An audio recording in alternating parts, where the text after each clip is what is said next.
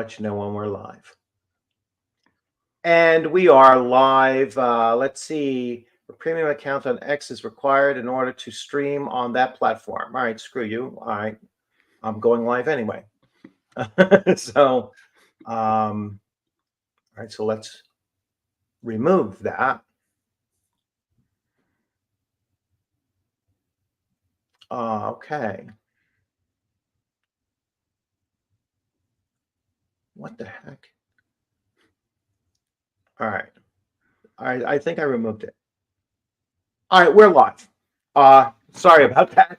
I've never seen that thing. So they don't let you directly live stream to X anymore unless you're a premium account. So I'll just copy and paste it there later. It doesn't make that much of a difference. But anyway, so welcome everyone. Sorry about that little snafu there. And another OSR tabletop live stream with myself, DM Bloodworth. And this morning I am joined by Matt De Micco from Cranky Clydesdale Publishing. And, either I reached out to Matt or Matt reached out to me and wanted me to take a look at his adventure, which is currently on Kickstarter, which I will share with you in a few moments. And that adventure is for I'm drawing a blank now. That whole thing screwed me up. Sorry. Weird Frontiers, which is a DCC-based game system. It's a standalone game system, but based on DCC.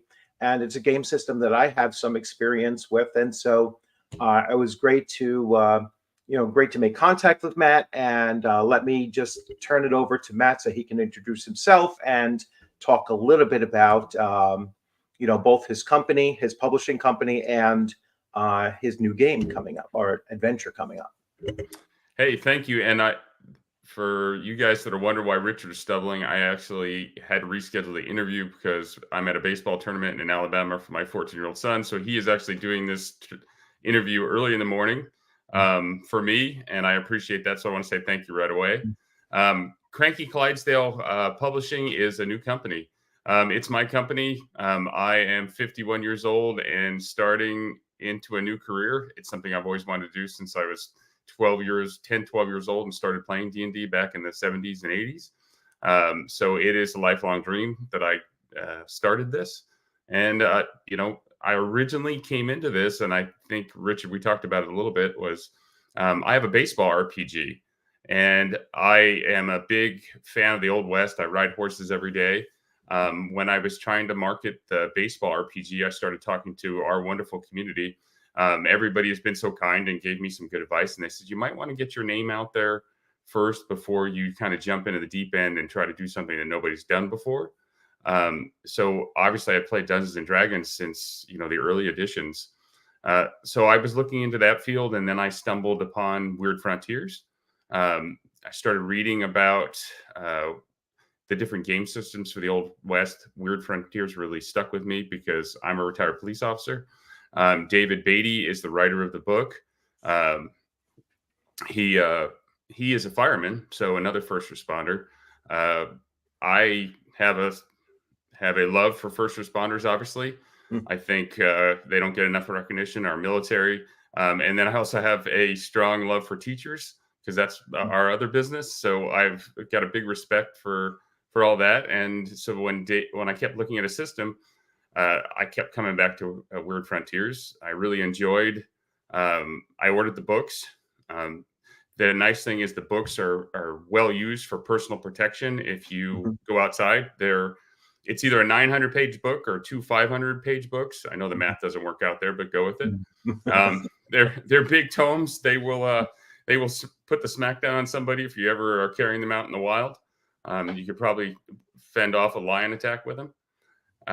But yeah, as I looked through them, I really liked the system. I liked how kind of intuitive it was. I liked, I've played Dungeons and Dragons since, late 70s, early 80s, and DCC's system of kind of the crazy big rolls and, big failures started to really attract me to Western stuff. Because I'm thinking, okay, if you get on a horse and that horse decides to buck, you don't land on a pillow. I mean, if you're fortunate enough to do that, you've set set something up. But that horse is not going to drop you on a pillow. It's going to throw you. So it's either something you're by luck make it and land on your feet, or you're going to basically splat hit the ground hard. So I thought, okay, this really does work with the Western. And the more I got into that system, I really liked it. So that was kind of a no-brainer for me. I know there's other systems out there. I've told people, hey, if you're a Savage Lands or a Deadlands person, hey, get me through this one, and we can always adapt later on. So I'm not leaving them out. I don't want to not give them their love. I'm a huge Pathfinder fan, so played that for a long time because 3.5 I really enjoy. I like the crunchy numbers. So no, just started in with that, and then DCC. I have to give them their props. When you are a brand new writer, you want to write, but it's really hard to figure out what you have to do and how you have to do it. You have a lot of ideas. You have a ton of energy. So DCC has the Scrivenery. They have rules as written. They have all these videos you sit down and watch. It tells you about their process. And I mean, they've been spectacular to me. They've Jillian, Stephen, Matt responded to me almost right away. They were constantly there when I needed them. They turned me on to David. David is magnificent. I think David got back to me within 5 minutes. I'm not. I'm an adult, so I know. I research things. Obviously, being a cop, you kind of do your tactical look at it. And so I knew David was a huge cat fan. So one of the things in my adventure, and I'll get into that, but one of the things in my adventure is a new class that has a warrior riding a mountain lion. So big cat. So when I told David about that, he was all in. I know that story's gone around a little bit, but I mean, realistically, I said, I've got this adventure. I'd love to write it. I'd love to use your IP. Obviously, DCC had already said yes. So Weird Frontiers, I had to get their permission too. Right. And that's standard. And then, so I told David, this is what I want to do. And I've got this character class. He's like, you said cat, I'm in. David's a huge cat rescue and a huge lover of the felines. So he was all in with that. And, he's been extremely kind. He's, given me advice. So it's been a great community to get involved in. Yeah, that's really that's really good to hear, and good to see that they have such support for third party creators and such. I know that certainly since the January of 2023 and the whole OGL debacle and everything, a lot of independent and OSR publishers have really opened those avenues for third party publishing, and it's really good to see, and great to hear that both DCC and Weird Frontiers is actually assisting that directly, because I've reached out to other publishers too and gotten answers from their CEOs, and like you said, like super fast. I mean, it's like it's really crazy. Like I reached out to Pinnacle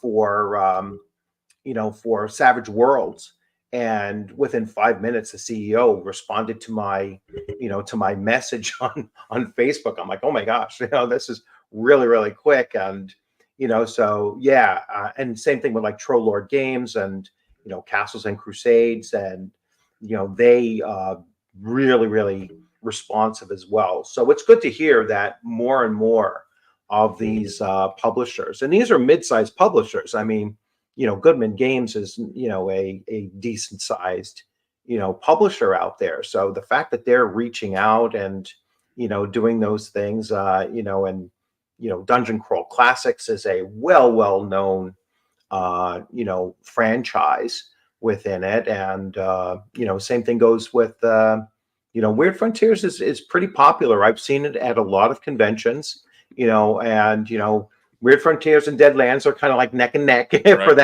for that particular niche of playing westerns, running western things, and they're always weird westerns, so I think that it just adds that extra layer of draw to the table. Players don't want to play things that are straight up. Sometimes they like weird and gonzo and that kind of thing, and that's what you're going to get from DCC anyway. So I'm sure that was part of your reasoning to use that system as well. Oh yeah, like Yeah. so Savage Lands I've gotten to play, so Mhm. Deadlands, and then Call of Cthulhu was another one. Uh, Yeah. I think that game is great, but you're gonna die really quick if you get into combat. It's just a Yeah. very hard system. I love some of the out of the game stuff. So all this, I'm a big RPG fan. I've been Mm. playing for 40 years. I mean, Yeah. I love all games. It's not hard to get me excited about playing a game if if you're sitting around a table with a good group of players. Yeah. I mean, honestly, I'm excited. So, I don't, I'm extremely happy with DCC, but I love all the RPGs. And like I said, I've played a bunch of them. I'm sure you have too, Yeah. Richard. It's just a Yeah. matter of when you get into something, you've got to start somewhere. And Yeah. honestly, I can't, any small publisher that wants to get started, honestly, I've had a really good experience and I can't say enough thank yous for them. They even backed my project personally, which Yeah. was a big thing for me. Every little bit matters, and when the big company steps in and says we're going to back you, and they've advertised on their site, Mhm. I'll give a shout out. Like the community as a whole for RPG is really a nice group. Like Jennifer and Zach Glazer for Frog God have been spectacular. I met them at North Texas, and then I met them again at Crit Hit in Arizona, where I live. Right. And I mean, just kind and generous. Mm. Skeeter and his wife Jennifer, same deal. They've just, they go out of their way to sit down with a new person and being like, okay, you know, this is my advice, and then you have to shut up and listen. Yeah. Everybody wants to blaze a new path, but sometimes you're not blazing a new path. You're just bumping into stuff and setting stuff on fire. And I've said this a bunch of times. It's like when you start out, you're a kid with scissors. It's probably going to end bad. But at the end, you're having fun and running around, and you're like, okay, I'm doing what I want to do. But then you got to kind of listen to people that are like, have been there and done that. And they're like, okay, don't do this or do this. And then, uh, you know, it's the industry is, for me, has been kind. I generally will talk to anybody that wants to talk to me. And that was something I was a little bit afraid of coming in. I'm 6 foot, 200-pound guy.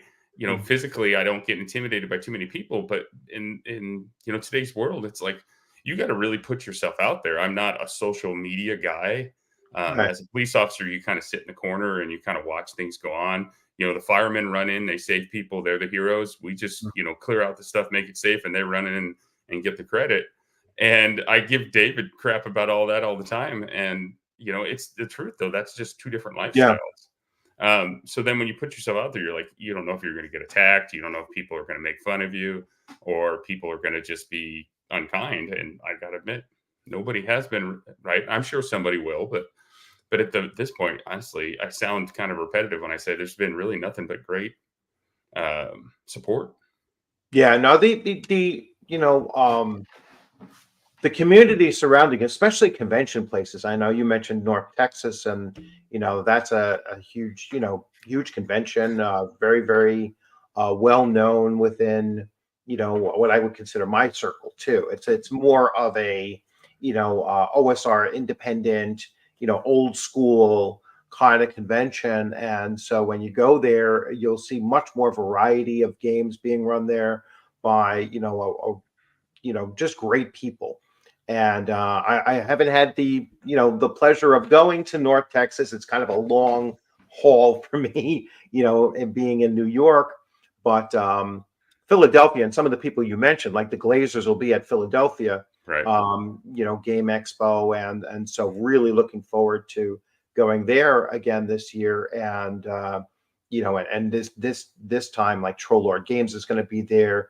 I'm sure that many other big companies or mid-sized companies, let's say publishers, are going to be there, and so just the opportunity to interact with those people, those publishers, and everything directly is a great experience too. So yeah, I'm a big proponent of going to conventions because that's where you're going to be introduced to new games that you've never seen or played, before, as well as, meeting all those people that are, really great people to deal with. I mean, it really is surprising, and I think at a convention, everyone, even if they are somewhat abrasive, let's say on the internet, because we all kind of get that too. When you meet them in person, it's like, oh wow, this person isn't as as abrasive as in person, because I think you strip away that internet, that internet persona, Wait, to a certain extent too. you have a common. So Yeah. I would encourage you because that's what I did. I went to North Texas. Originally, I was supposed to go there and promote my book, and Hmm. I was just going to go old school and just walk around, sell myself. Hmm. I think I am unapologetically myself. I Hmm. don't try to be anybody else. So I figured, well, that's the best way, and that's the way I kind of wanted to do it. Some flubs with my layout that Bert Isla fixed uh, kind of led to not having the books printed Hmm. on time. So, talking to all those people, I decided to go to Kickstarter on it, and that's kind of how Right. we got to the Kickstarter part. But Hmm. I had been told just walk up and say hi, like Eric. So Tenkar's Tavern. Hmm. I just like I knew very little about him other than I knew he was a police officer. And I went. I met Greg Gillespie. I played in his test run for Dragon Slayer. So I had known him. He introduced me around, but all these people you have a common ground with. So if you just go up and start talking to them, they love RPGs. They grew up Yeah. playing everything. So you have a Yeah. lot of common ground to start with.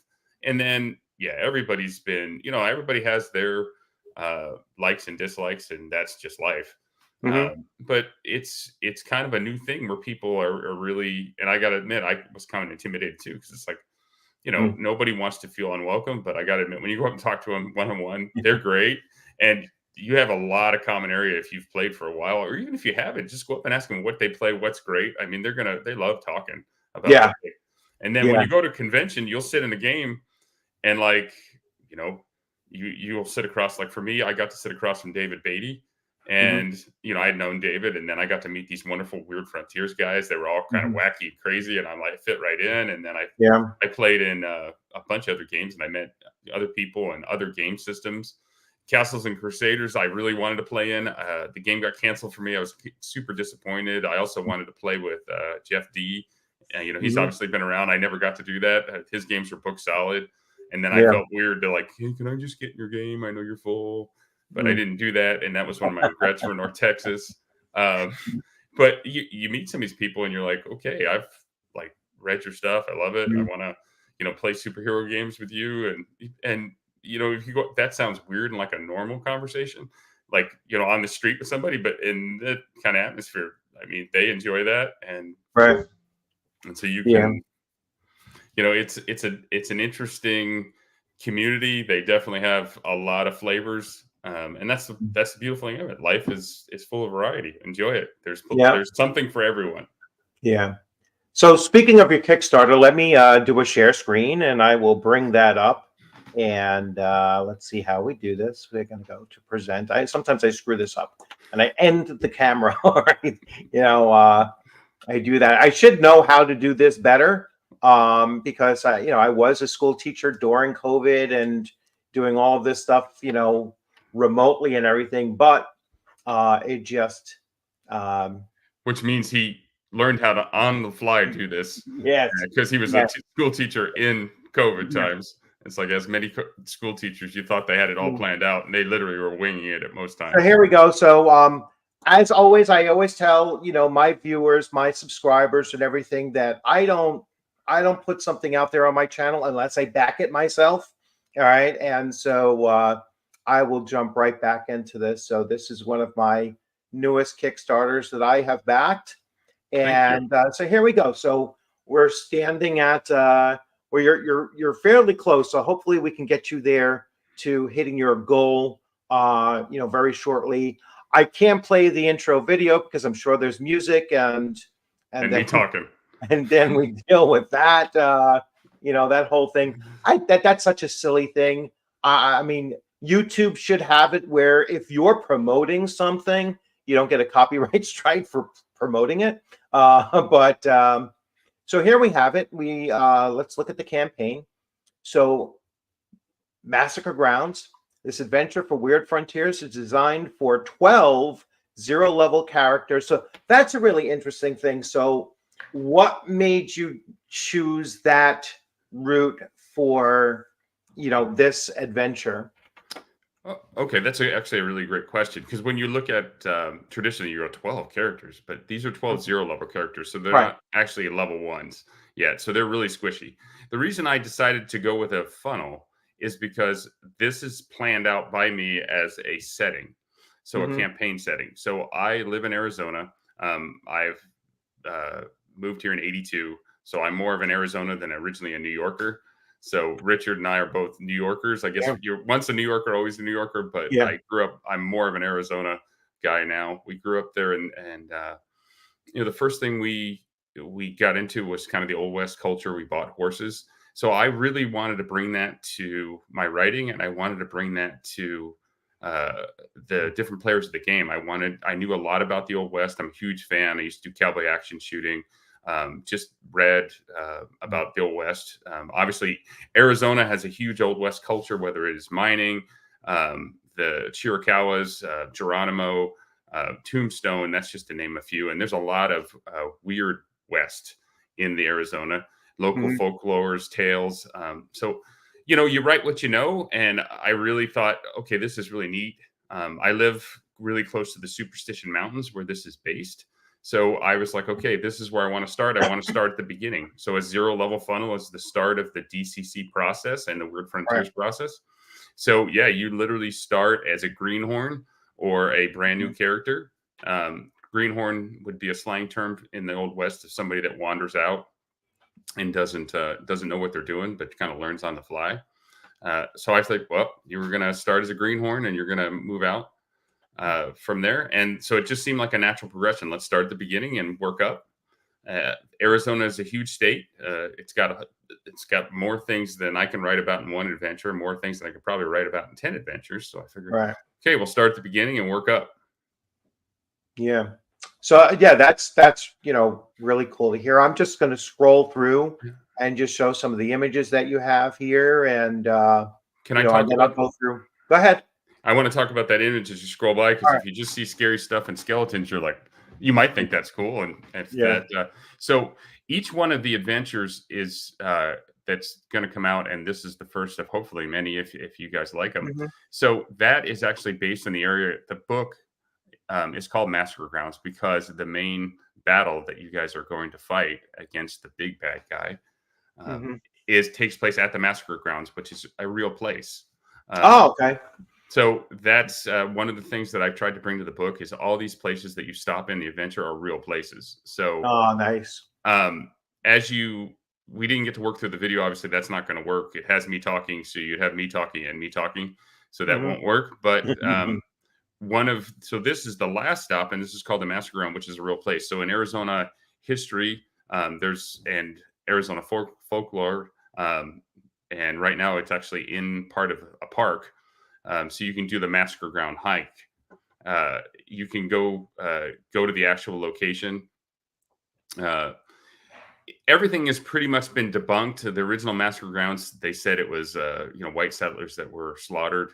That's not true. Probably as we go through history and we study it a little more, it looks like the Pima Indian women and children were harvesting cactus fruit.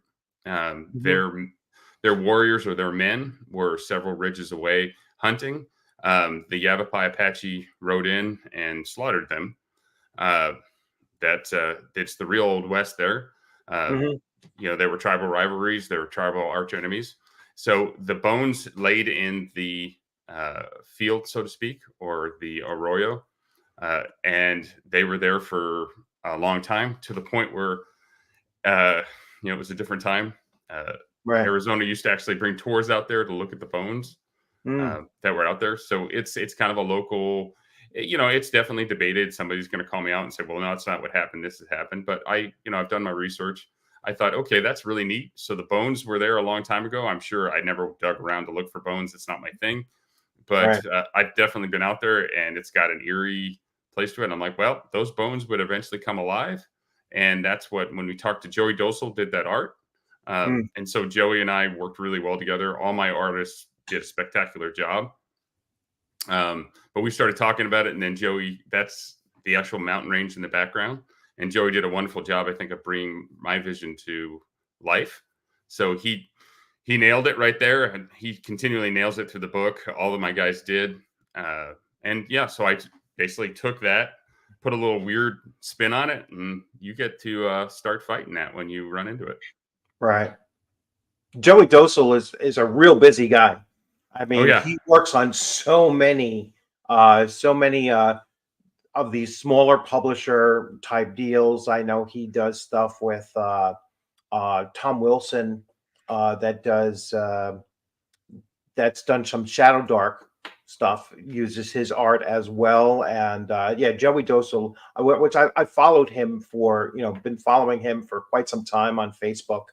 And yeah, he's definitely a really busy guy. He does great work, and yeah, definitely highly recommend him. So I'll keep on scrolling through the various images, but let's go through the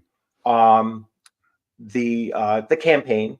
Okay. So you can, as always, you can pledge for $1 without reward. I'm sure that's great. That's fine. But hey, everything helps. Yeah, everything helps. Massacre Grounds PDF and physical book for $15.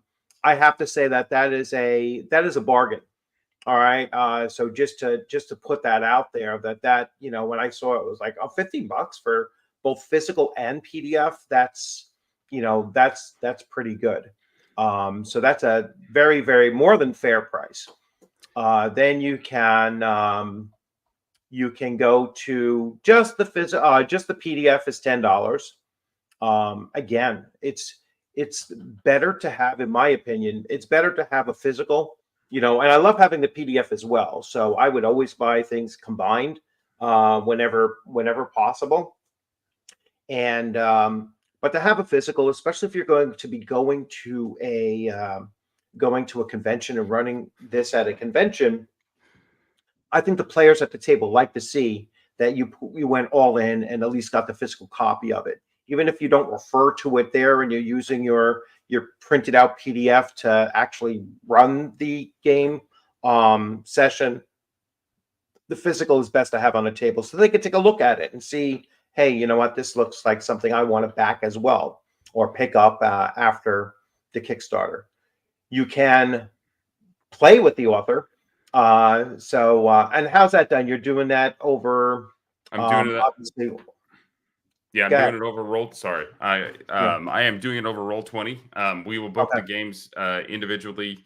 We'll probably do groups of 5, and which will be fine. I'll adjust things as we go, depending on if we have a smaller group or a bigger group.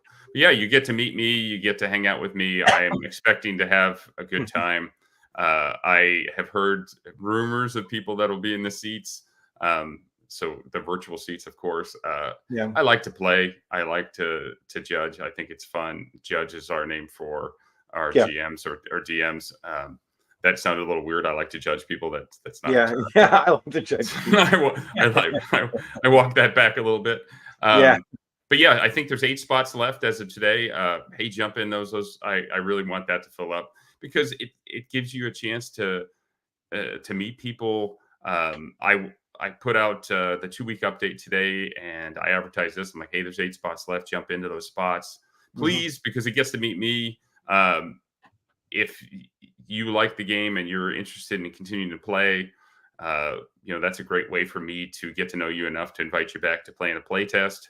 Cool. The second adventure in this series is already written, and it's going through play tests. I ran the first play test last night. We had a 0 session before, so I guess that would be technically the first, but we did the first play last night. So this is an ongoing project and a kind of a labor of love for me. So it's also, if I don't know you, reach out, obviously, but this is a great way to meet me and honestly have a lot of fun. So, please, if you're curious about it, don't be curious. We're going to have a good time. These will be set up on a virtual, table The VTT assets that I advertise for my stretch goals are going to be used, so you'll get to see them. I hopefully, well, depending on where we get, I'll start setting up the games as soon as we back. But as we do all that, you'll get to see some of the VTT assets that are the stretch goal. Those are already completed. And then, our final stretch goal, obviously, with that is the annotated version, which, I grew up, and the book is 50 pages, by the way. So you're getting a big book, and I priced it so much. I priced it so that you get a lot of value for your money. And I wanted it to be that. This is my first one. I literally had a lot of fun with it. I did things I wanted. Can you put my cover up? I know I sent it. Let me see. Let me see. And if not, we can go back to it later. Yeah, let me pull up that. See, I gotta find the cover. No worries. And while you get it up, I'll talk. So, like, I did this exactly the way I wanted to do it. There was really not a lot of compromise in what I wanted to do. I wanted a black and white cover. And the reason that is not to save money. I literally, when I grew up watching Westerns in the 70s, they were black and white. So when I would sit and watch TV with my dad, the cover is very much an homage to the old school. We had Rawhide and Gunsmoke, and we had the Lone Ranger, which was one of my favorite shows. So it was always tune in next week for the, the Lost Dutchman's Gold. So I wanted that whole feel to the cover. Henry Martinez, I'll give him a shout out. He was the artist that did the cover. I think he did a great job portraying what I wanted. As did Carlos Castillo. You saw Roscoe, the big bad guy, which is that art you'd scroll past before. He's kind of the big spooky guy. That's Carlos Castillo was one of the other artists on the book. He did a magnificent job. I don't want to leave him out. But they all killed it. But I did exactly what I wanted to. There's a lot of NPCs buried in the book.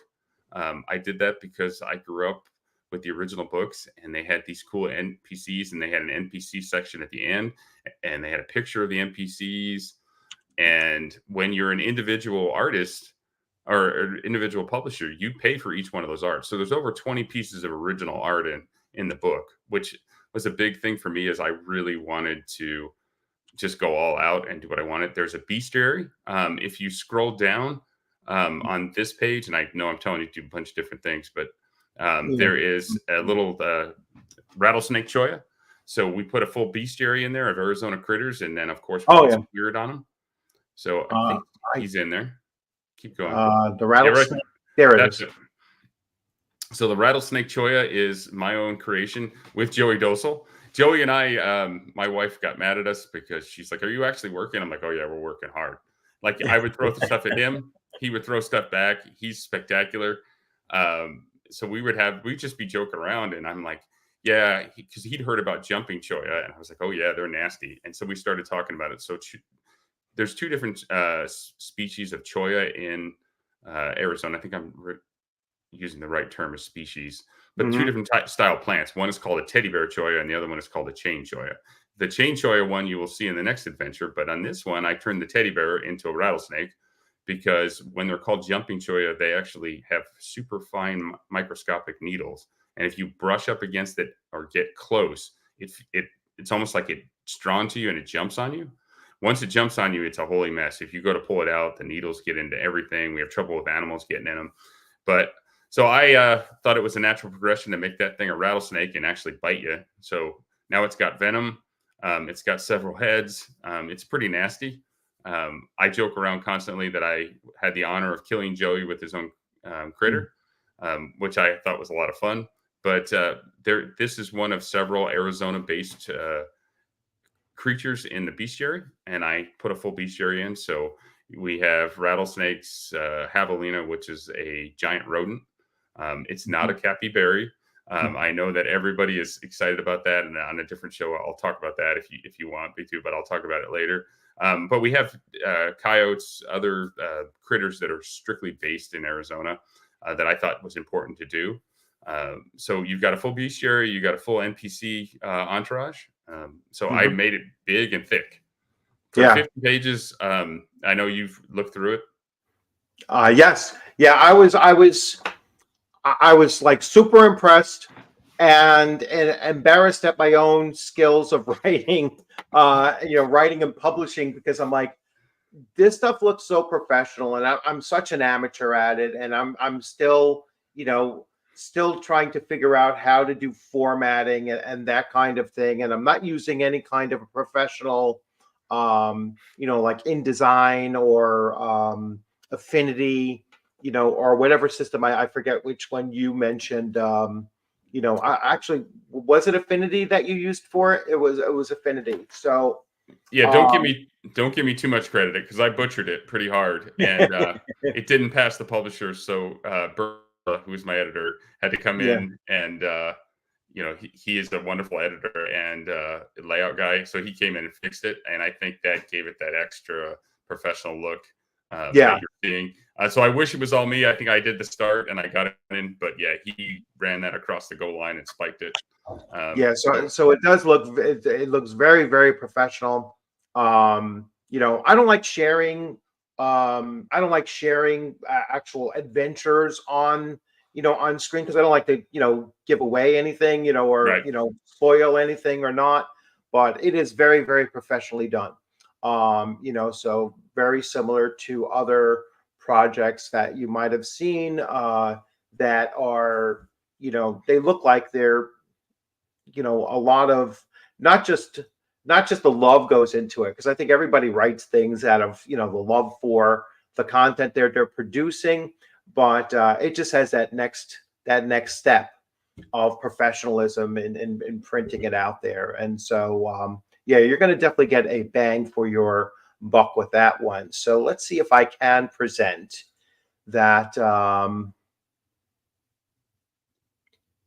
Cover. let's see. No, that's the Kickstarter. Oh, here we go. So let's share this. So that's the cover art. Okay. So All right. the so the cover art is very much an homage to the Old West. Mm-hmm. Um, it's the mountains in the background. So the way this started was I got a hold of Henry Martinez, who has drawn for Marvel, um, and I said, "This is kind of what I want. I want kind of the Old West feel of the old serial westerns."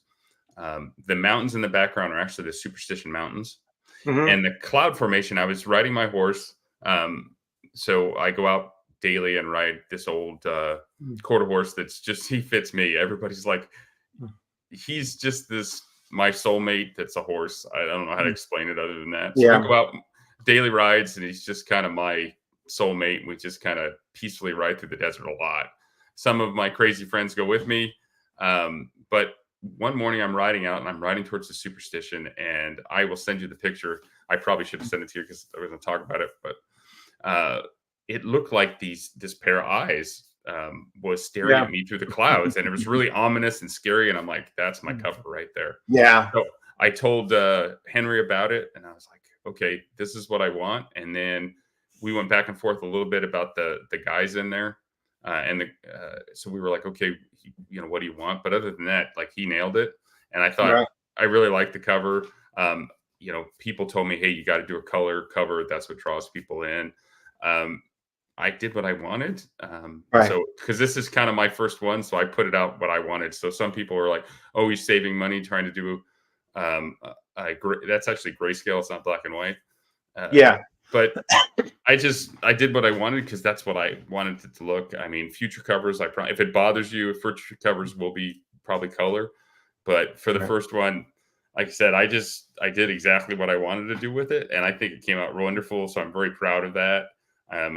But it's also an experience that I had on a horse riding towards these mountains, and they're not called the Superstition Mountains because they're not eerie. Right. That name originally comes out of the Native American culture because the mountain, when the storms hit, the clouds come down on top of the mountains, and Yeah. then the Lost Dutchman gold mine. If you're a big fan of history, there's been dozens, or not dozens, probably hundreds of stories written about the Lost Dutchman gold Right. mine. They're lost in that mountain range. There's been everything from, claim jumpers to weird stuff happening in there. Arizona's got a little bit of everything. So I really wanted to portray that. And that's what the cover came from. Okay. Yeah, that's great to hear. I wanted to just comment on that. I'll bring. Actually, I'll leave this up there while you're saying that. While I say this, that comment of, oh, if the cover has to be color. All right, and I've encountered this once in a while in within our hobby, where people say, oh, well, black and white art is not is inferior to color art or full color art or anything like that, which is to me just it's not even just like a preference kind of thing. It's just wrong. It's just like a wrong a wrong look at it, because black and white art can be detailed to the level that color in some cases can't match. You know what I'm saying? It's like there really are two different styles, and to say that one requires more skill than the other, I think is kind of silly, on its face as well. And so yeah, there's a certain appeal to black and white art that that color doesn't have. And so I don't look at one or the other as being inferior. And it's not it's oh, you're going the cheap route by going black and white, which is another like really weird thing. I mean, you know even in places like with art like tattoos, black and white or black tattoos are more expensive many times than traditional color tattoos as well.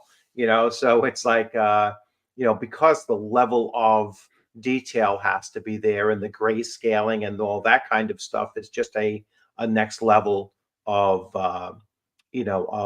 skill that's required. And like you said, in this image here, it's not black and white. There are grays. There are, different varying shades and stuff like that in order to get, and you can see like even with the shadowing that is going on here, it really does match up. It shows a great deal of talent and skill required to do it. So let me pull that down. We'll get back to our full screen here. Thank you. So yeah, I mean, I was really impressed when I saw, when you shared with me the book, and I was like, wow, this is really incredible. And and then looking at the art and looking at their, it was only until now, like this morning, that I actually checked and looked at the Kickstarter, because I think when we first spoke, was your Kickstarter up already, or I don't think it was. No, I think I was getting ready to launch it, and yeah. So I didn't even look at it yet. Well, I couldn't look at it until you actually. When did you launch it? Actually, when? So we're just at tomorrow will be the actual 2-week mark. Okay. So the book, I think I've said it already, but the book was done, and you have a editor copy, which is got a bunch of marks on it. So the other reason he's not sharing it is because it's all marked up. I gave him a preview of my all the misspellings and everything. So as you do this process, you hopefully are not your own editor. I mean, if you're good enough and that works for you, good for you. But I am not. So he can't share it because it's got literally marks all over it, because I'm like, okay, this needs to be fixed. This needs to be fixed. But yeah, you just so when we didn't pass, well, I didn't pass the layout. So the layout went into the bleed. Most of you don't know what the bleed is. If you try to publish, you will find out quickly that the bleed is millimeters. And if you go into those millimeters, it's death. And now you have to redo your layout. So yeah, it's been a learning experience this whole time. So it's super interesting. Yeah, I know exactly what you're talking about, as far as if you like when you're formatting something and then you print it out and it comes out totally different than what you were looking at your screen and everything. And that is because, like I said, it pushes something to a whole different column that you don't see, until it prints, and I think I described to you when I was trying to convert an adventure that I had written to another system. And when I was looking at it, I forget if I had this conversation with you or someone else. I was like, in the inside panels, the panels that I had separate, all of the type was blank.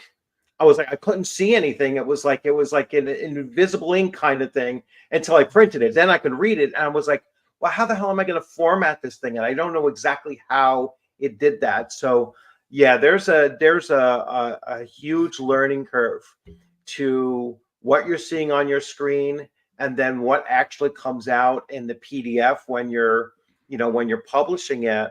And the other thing is that when being your own editor is not a good idea. All right, I'm going to say it because you don't pick up on things, and when you're writing your own adventure and you're running your own adventures, that doesn't mean that adventure is ready to publish just because you've had 5 successful sessions of play testing it and running it and everything like that, because you're not picking up on the fact that you wrote the adventure, and so it reads very differently to you as somebody who wrote the adventure, because you can read between the lines. And when you're putting it out there for publication, that new game master is not reading it the same way you do, and so that's why it's really important to have another editor. Like, I'm sure, like, I shared with you my Gangbusters adventure.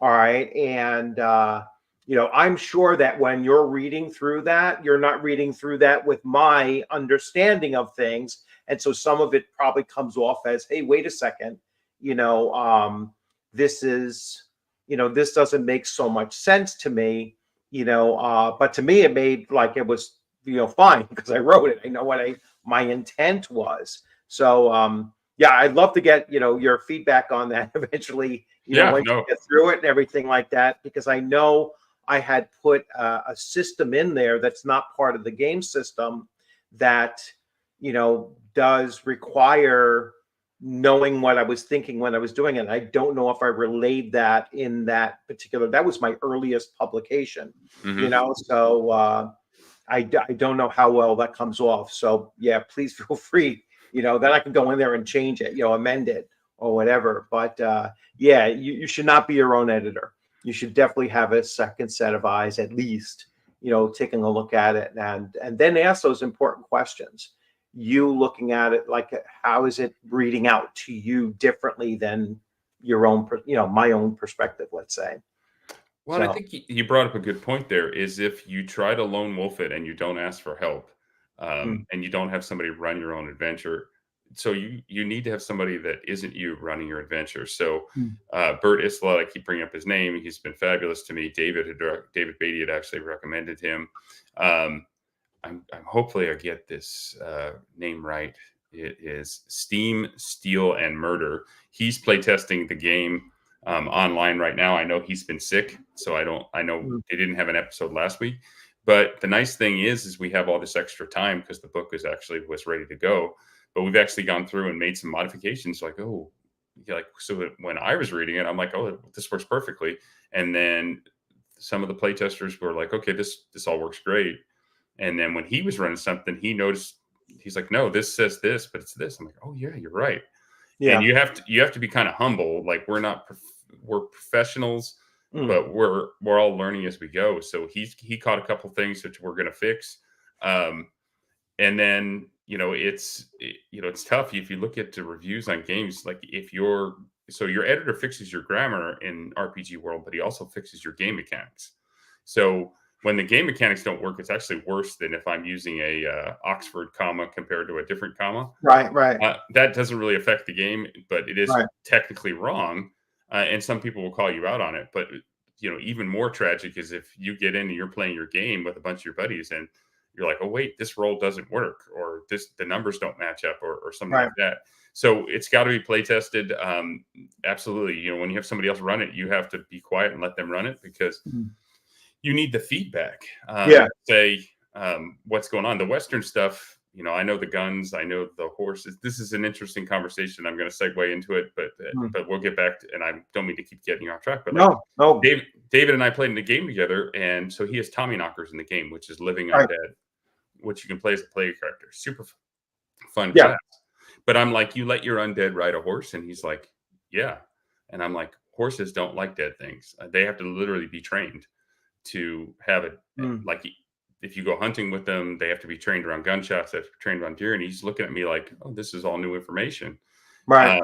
But an authentic guy might get upset about that. I think everybody, I don't take that to heart. Like, that wouldn't be a reason for me not to play. But as we were talking, he's like, I've never heard that before. And I'm like, oh yeah, they'll react and they literally won't go anywhere near it. And they'll spook if you try to force them to go near it until they're trained. So it's one of the things, like when he was running something, I was just like, yeah, this is, just, my take on it. And so when Bert was running my stuff, he's like, yeah, this, and this needs to be fixed. I'm like, okay, let's do it. Because what I was thinking it was, he didn't get that perception. And I'm like, oh, okay, so we got to fix this. And so it was just a few words, and words are, descriptive, but they're also descriptive to everybody. So their reality on what you said or the perception on what you said is their reality. So I think that's, I can go on and on about that, but that's another learning experience too. Right. Yeah, I just wanted to go to a real quick comment. Well, it was just a gift. So, be curious. Good morning. Actually, you're in like Australia, so it's like probably tomorrow already for you. So, but still morning for you. So good morning, and thanks for the gifted subscription. And I already saw the name of the person who got it. That's on the other. Dave S. got that, and yeah, you did chime in quite a while ago. So I'm sorry I got to these late. YouTube's rules are absolute mess. Yeah. That he's going back to that. You can't, like I said, you can't share a Kickstarter, and show that, that video that kind of explains it. I can't tell you how many times that I've gotten like copyright strikes, and I'm like, the person's on the show talking about it. It's like it shouldn't be that problem, but unfortunately, that's the way it is, and they don't carry the same weight when you have to mute the volume on, your intro video too. So, but anyway, yeah, just the weirdness of YouTube. But anyway, it's great to show off new things and have people on my channel, particularly because I cover so many different game systems, and I try to get as many people in to talk about either their adventures or their game systems or whatever, or even VTTs. I have a Kickstarter that's kickstarting a VTT, and had them on here, and so I like to platform all of these people such as yourself to just talk about, hey, this is my experience in the hobby, and get people to realize that the hobby isn't just Dungeons and Dragons. That's the key thing, for me as well, is the hobby is not just one game system, and it's there's so many more people involved in it than many people might even understand, especially for people coming in new. They should see that there's literally thousands of people involved in creating, for this hobby. So that it's always good to see new people like yourself coming in and, dipping your toe in, into it. And, you seem to go like full immersion, right? So it's like, move to Arizona, I'm buying a horse. So I was like, that's a level of immersion that, most people don't get to. So I could definitely see that, you don't go into anything, half cocked, you go in full bore, ready to go. And that's just the way to do it, actually, is just to jump in. And again, and that probably goes back to your training and everything. It's like, don't be afraid to ask questions and go in there. I, as a former teacher, former, military, person, it's always learned that, if you go in, if you go in half measured, you're going to come out of it half measured too. It's like you're not going to get everything that you're looking to do. So hey, that's great that you have your first thing. So now, what is your next?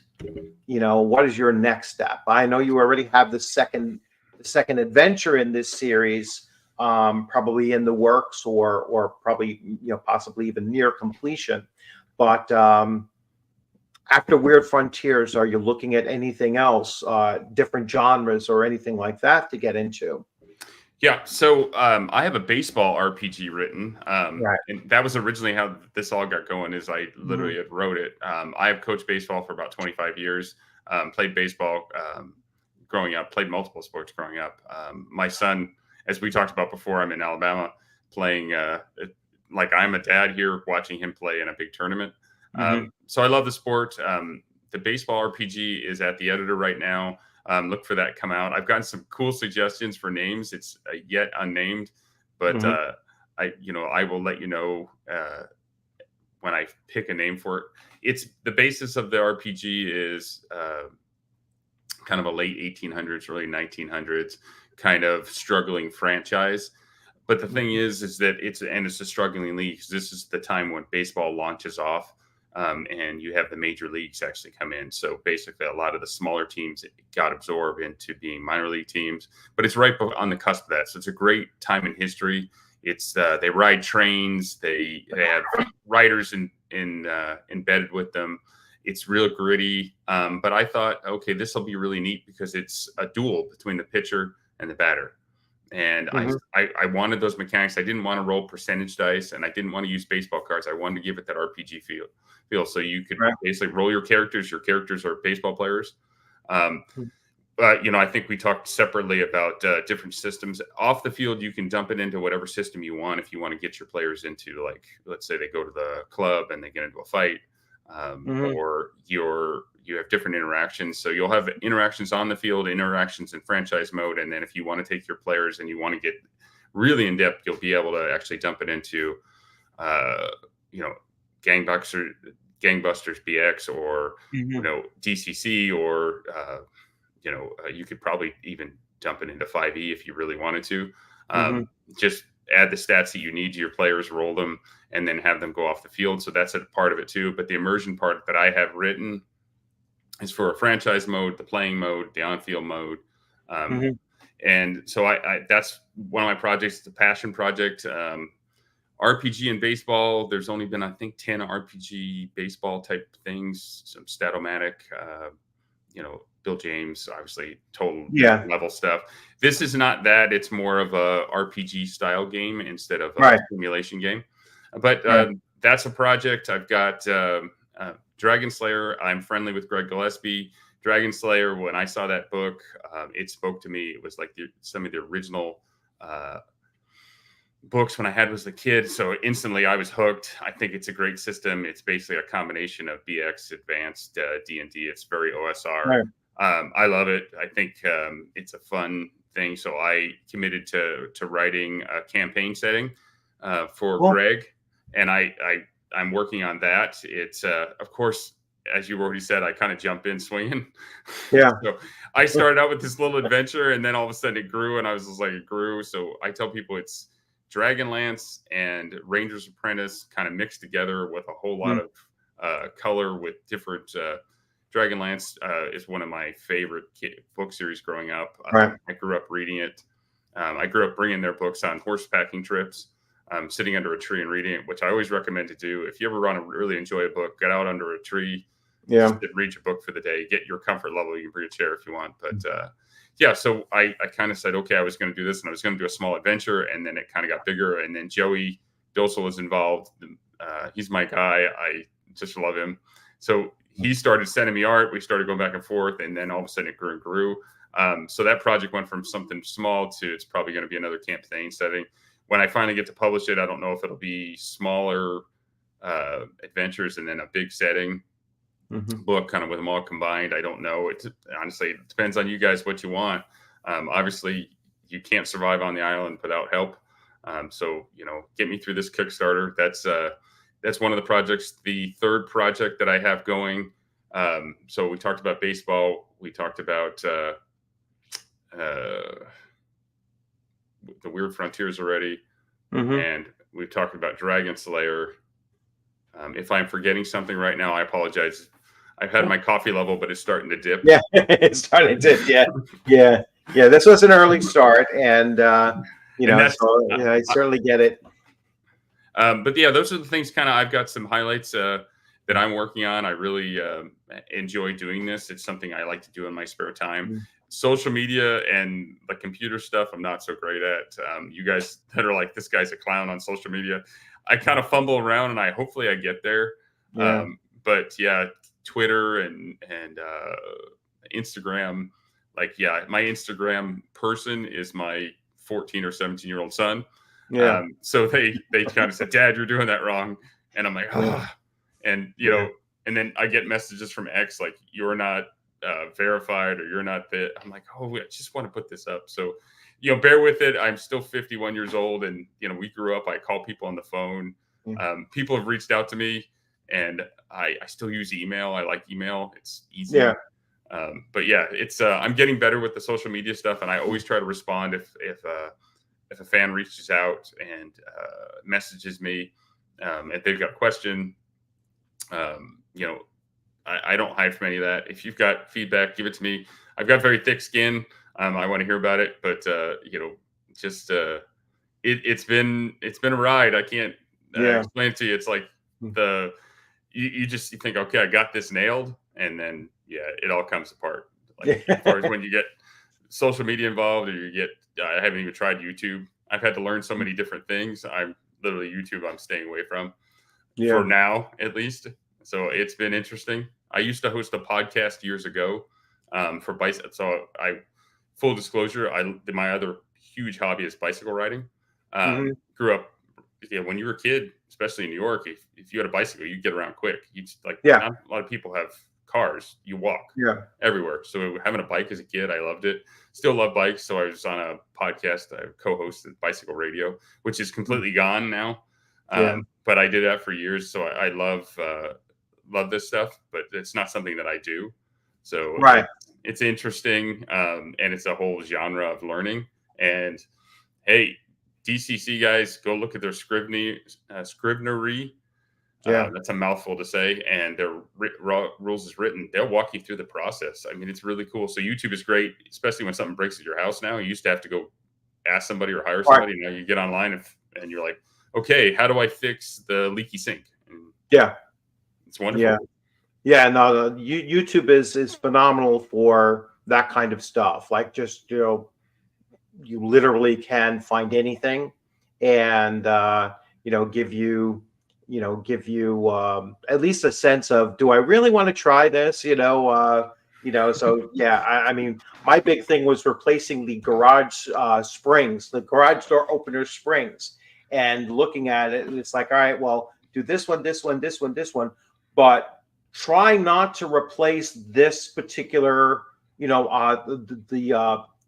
the wheels for them. They were like, don't do the bottom wheels, like just do all the extra ones, but not the bottom ones, because that is a whole different thing. And it's like those things, that spring goes off or anything, you end up killing somebody with it, so it's like, leave that alone. So so many things that you can learn on YouTube. And the game design things are I'm sure that there's tons of them out there as well. Oh yeah. But I rely on the books and everything, so I have like Matt Finch's, how to design an adventure, books, and I like books for that kind of a thing. But to know that DCC has something out there for, how to do your third party, kind of publishing, that's very, very helpful as well. So that's good to hear. So last question, conventions. So what what conventions are you, I know you're doing your son's travel team right now, so that's probably going to eliminate the summertime as far as conventions are concerned. But what do you typically go to? So I like took a break from convention for years. I just kind of got wore out with them. Mhm. So North Texas, I went to about a month ago, and Right. it just rejuvenated me towards Mhm. conventions because conventions have kind of gotten huge. Um, Right. and then once they're huge, you lose a lot of it in there. Right. And then so I kind of stopped. But the next convention I will be at for sure is LongCon, which is in Longview, Texas. It's not a very big convention, but there were Right. so many wonderful people at North Texas. I was like, hey, I'm in. I'll go here. That'll probably be the next one. The Kickstarter will be over and done. I'll have books to sell there. If we have played all the games Mhm. and those are all done, um, I will run the zero level funnel there. If the games still haven't been run, Mhm. or like I don't want the backers to feel like they've been shorted. So you guys are my first priority when you back me. I won't run it there. I'll run something else. I'm also going to run the baseball RPG there.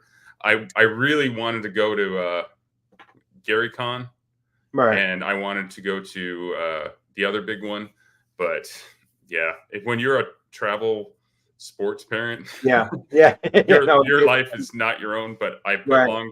Long Con on there. I know for some people you're like two in Texas and nowhere else.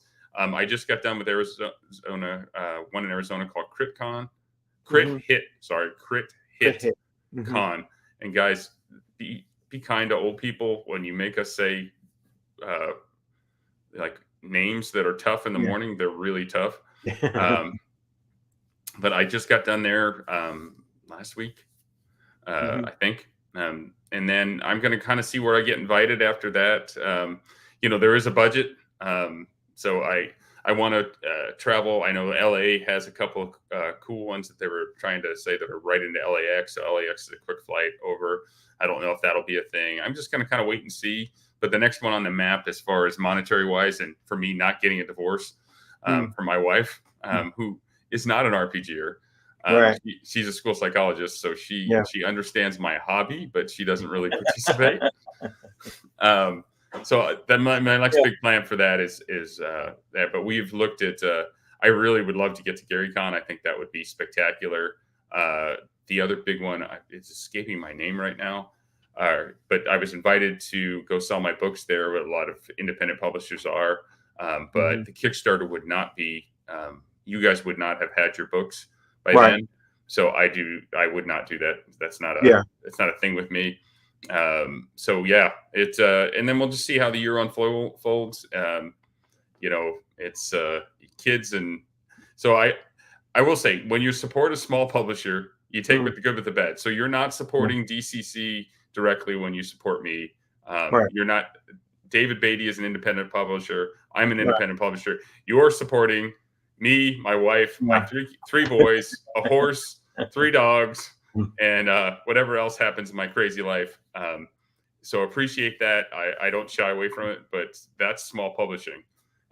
So Yeah. it's not. I wish I could have. I've got secretaries and I've got a staff. Yeah, I've got a staff of guys that I'm engaged with, and I think they're spectacular. But they're independents too. So when you Right. do that, and when I start talking like, oh, I would love to go here, as a fan of the hobby, like, oh, I get a whole weekend to go sit and play and ignore life. Sure, I'm in. Mm. But the reality of that is there's going to be a balance in there. So yeah, that was probably a long way around the barn on that one. Yeah. But yeah, so Yeah. yeah, if you love the book, you love what you're seeing, guys, reach out and invite me. I know you were talking about Philadelphia, Mm. great town, and then I can take in a Phillies game. That sounds awesome. Mm. Uh, I'm diehard baseball, so we're like, you go. Well, that one's in January, so that's not baseball season. That's going to be football season. Okay, Yeah. so well maybe football or basketball. Yeah. So yeah, we'll just see, where the world takes us. Mhm. Believe it or not, in Arizona, we play through the summer in 114-degree heat, and then we Yeah. take a break in the winter when it's nice. Yeah. I guess, well, Christmas and everything else, they're respectful about it, but we take a break kind of, there's a lull right before high school baseball starts up in February. So Yeah. for December, January, there's a lot of stuff going. There's not a lot baseball wise going here. Right. So, that's my free time, but we'll see. I'm just going to kind of play it by ear and figure it out. Sounds awesome. So, well, I guess we'll wrap this thing up. So, thank you very much, Matt, for coming on. Thank you for cluing me in on Massacre Grounds, because I don't have something other than what I've written myself for Weird Frontier. So it's great to get someone else's approach and perspective on actually running it. I have a lot of fun running other people's adventures as well. Especially publishers such as yourself and others that I use for Shadow Dark and everything. I love running third-party adventures, and it's just really good to see more and more people getting into the hobby at that level and putting out their own stuff, and and doing it at the level that you're doing is really impressive. So I was very I was very taken aback when you sent me that thing. I was like, oh my God, this is so cool looking. And, I just can't wait to actually get my hands on it and run it. That will get me to lug now, do I need both books to run it? That's the question. I would love to tell you no, but you need them to run it, and it's tough. So speaking of that, my kind of final thing too is we didn't talk about it much, but it's written as a setting. So there's a lot of Easter eggs buried in there for especially for judges to take and build your own adventures off of. So each NPC is thought out, and they've got a storyline that you will read about as you go on, but you don't have to wait for my storyline. If you're an experienced judge GM, I've given you plenty of Easter eggs buried out in the Arizona wilderness there. Have fun with them. Like, literally, I want to hear about it. Like, if you find one of my NPCs buried and you're like, okay, this is what this is, and this is what this is. That's the exciting part for me over the years is don't wait for me to write it. Write your own. Say, okay, I'm going to use this, and now we're over here, and have a good time with it as a judge or a GM. That's the beauty of our hobby. So it's actually made for that. You're not insulting me. Don't wait for me to write it. You write it. I'll write something later on about it. Yeah. That's really good to hear. And adds even more value to already, a very high value product to back, because, like I said, $15 for physical and PDF is, and for something that you said is around 50 pages long, that's you should buy me, or take my money now kind of level of wave the dollars, take my money now. Definitely one of the best buys that I've seen, and I've seen a lot. So I give you a lot of credit for doing that and really bringing people in, not just to see your work, but to also see the game system and then your own setting and has that expandability, as you're just pointing out now too, that you can kind of use it as a setting and build off your own stories from that setting. So really, really good to hear. Thank you. All right. Well, I will definitely be in touch, in the future, following the thing. Once the Kickstarter is over, you're welcome to come back on again, and we could talk about how well the Kickstarter went. Let's just do a real quick, because I'm still in there. So I will do this here and get back over to here. We will finish up with a, let me get rid of this. Let's stop that screen. And I'm always nervous about doing presentations. It's like, all right, Matt's gone. I just kicked him off the show. So here we go, everybody. And so here we have it. I will refresh. So definitely look for Massacre Grounds on Kickstarter. It still has 16 days to go. It is just shy of its pledge level, so let's push it over the pledge level stop. It's a great Weird Frontiers RPG, 0 level, so it begins with 0 level, and so it's good to see like a funnel adventure. So something very unique to, or virtually unique to DCC. So that's good to see as well. And like I said, I wish I could show the video, but when you go to it, you can watch the video yourselves, and we don't have to worry about that thing on YouTube. So again, thanks a lot, Matt, and you have a great rest of your day. Enjoy your trip, your baseball trip. Good luck to your son and his team going forward. Yep, it's just the runners, right? It's not the road runners. That's not the road runners anymore. It's the Arizona runners. So it's the Arizona runners. If you're in Alabama right now and you see, my bedraggled person walking around, that's me. Come say hi. I'll be the one in a hat trying to stay out of the sun. Yeah. But yeah, we got a game at 5:30 at the University of Alabama. All right, and everyone, thanks for joining. Mercurius, as always, thanks for your contribution and gifting to a fellow subscriber. And like I said, I read that off. I forget who it was now that got it. But anyway, thanks for that. And Matt, thanks a lot for coming on. Thank you. All right, so I'm going to shut this thing down. It'll take a couple seconds.